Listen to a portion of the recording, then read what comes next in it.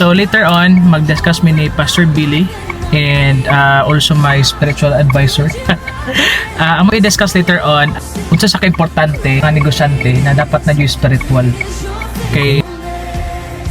Nabay times good na mabuang ang isa ka negosyante because dahil ginaisip. Okay.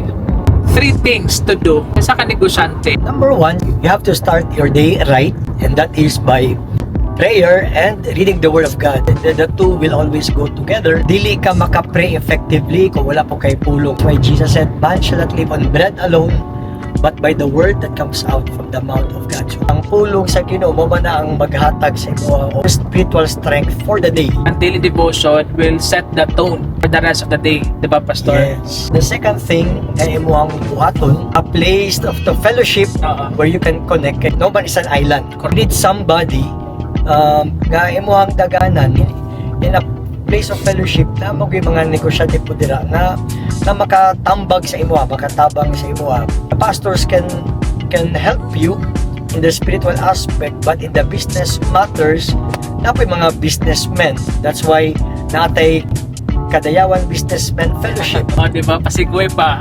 That's really true kay namang good times na sa mga negosyante good na mga independent kayo. Na yung mga problema, na yung mga pagsulay. Sa ginagaloom na lang nila, Pastor, kay they don't have any person na ilahang masyahan. Based on my experience, lisod yung kayo kung ikaw ra isa. As Pastor said, no man is an island. So, number 3, which is the last thing to do, especially mga negosyante. We will grow man good spiritually if we have a relationship with God. Pero kani ma-advise na lang nako sa mga negosyante, take risk in everything. Following the Lord is also a risk. Kay di lang negosyo ang risk. Di lang negosyo. Okay.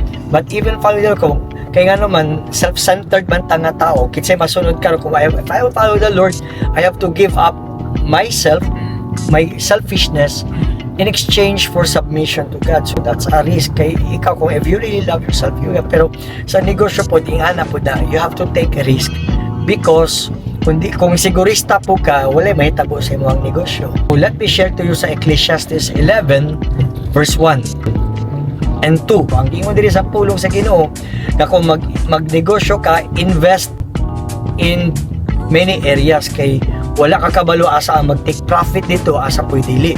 Pero kung tanan na imong gi-investan, mag-take og profit, mubalik yapon na si mga. Keep on investing because kung mag-invest ka, mubalik ba na si mga, profit will go back to you. Pero what if di ay tanan imong gi-invest mag-work? So it is also to your gain. Napoy ba kung dili po, pero at least na ubay nga nag-work. So you have to take risk because that's what business is. Sa negosyo, nag-take tag risk o nag-capital ta. Same with growing in our relationship with Jesus Christ, dapat siya capital. It takes time. Kundi sa ang capital na sure ang ROI, Pastor, no?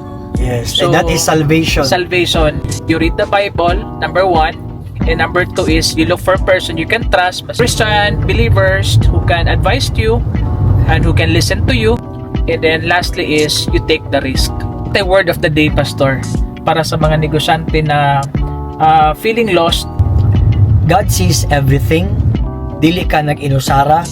Naay Ginoo nga nakakita sa tanan. Naay Ginoo nga concern sa imong concern.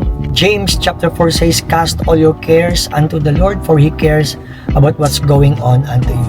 Doon sa Ginoo ihatag tanan imong kabugaton. Kaya ang kanang mga kabugaton nimo, alasahon na pasano na sa Ginoo, and He will, in exchange of that, He will give you His peace. Kaya importante ang kalinaw nga ihatag sa tuwa sa Ginoo. Wow, amazing. Let's pray.